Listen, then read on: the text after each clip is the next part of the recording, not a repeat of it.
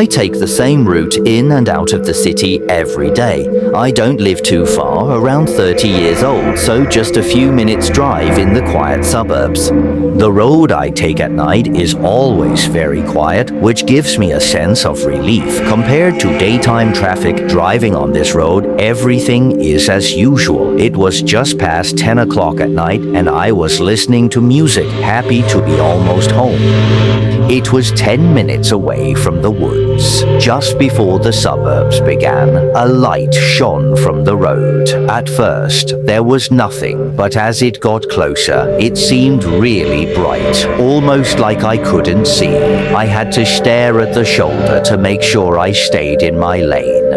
But just when I thought they were going to pass me, I suddenly caught a glimpse of their tires in my lane. They were on the wrong path and almost collided with me head-on. My instincts kicked in and I turned right, immediately veering off the road and plunging into a ditch at the edge of the woods. It took me a few seconds to come to my senses, but I didn't seem to be seriously injured. I unbuckled my seatbelt and jumped out of the car. It was definitely totaled. The entire front almost torn off. Honestly, it looked like I should have died in there. Then I remembered what happened and immediately got angry.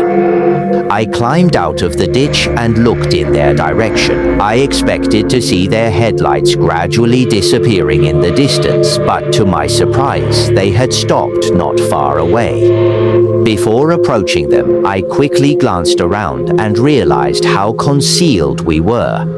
So, before confronting them, I ran back to my car, picked up my phone, and called the police. I didn't know who was in the car above, nor whether they were drunk or angry, so I thought it best to be cautious. The operator said they would arrive in 5 minutes, so I hung up and started walking towards the ditch, but was startled by someone standing at the top of the ditch. He didn't ask if I was okay, nor did he say anything like, "Did you make me crash?"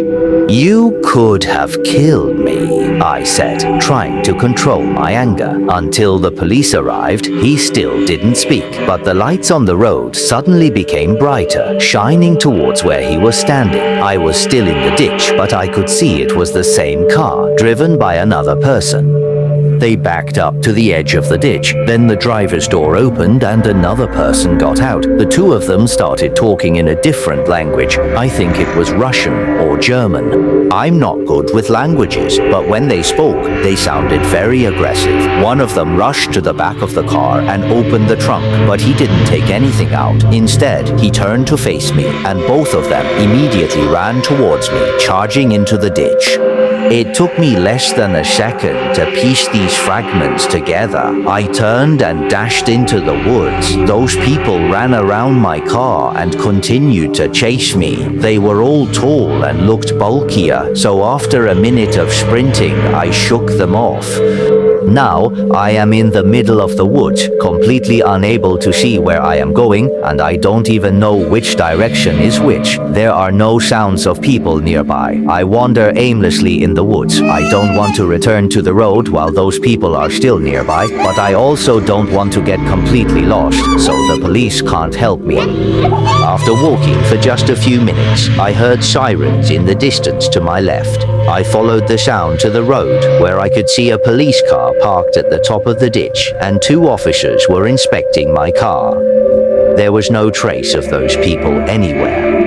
I explained what happened, and they wrote a report, but there was little follow-up investigation because they only described that nothing was stolen from my car, even though it was very nice. They blatantly said they would throw me into the trunk, but it is unclear whether this was planned before or after the crash. Maybe they made a mistake and tried to cover it up, or everything went as they wished.